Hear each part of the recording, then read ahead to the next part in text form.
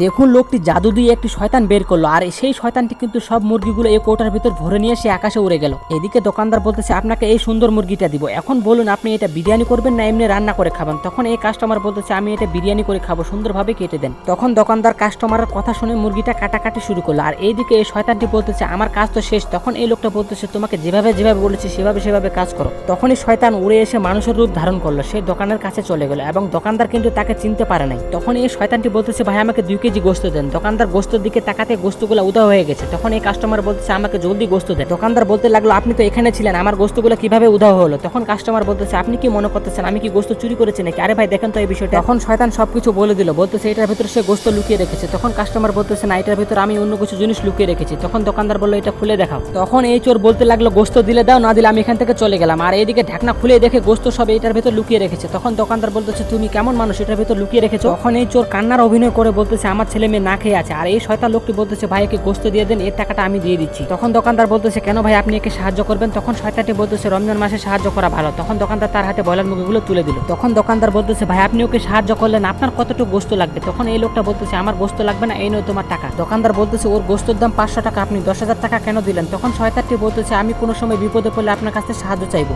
তখনই দোকানদারের বড় ভাই বলতেছে এই নাও 2 লাখ টাকা, আজকে মুরগি দিতে আসলে এই 2 লাখ টাকা অ্যাডভান্স করে দিও। তখনই দোকানদার মনের সুখে টাকাগুলো গুনতেছে, আর এইদিকে এই শয়তানটি বলতেছে ভাই আমি অনেক বিপদে পড়ে গেছি, আমাকে কিছু টাকা দাও। দোকানদার বলল কি সমস্যা হয়েছে? তখন এই শয়তানটি বলতেছে আমার মা হসপিটালে আছে, জলদি টাকাগুলো দিয়ে দেন। আসলে সে কিন্তু একজন শয়তান, সে মানুষের রূপ ধারণ করেছে। তার একটাই উদ্দেশ্য ছিল এই দোকানদারের টাকাগুলো চুরি করার। সে দোকানদারের টাকাগুলো চুরি করে নিয়ে পালালো, দোকানদার কিন্তু বুঝতেই পারলো না। আপনার মাকে ভালোবেসে থাকলে ভিডিওতে একটা লাইক করে চ্যানেলটিকে সাবস্ক্রাইব করুন।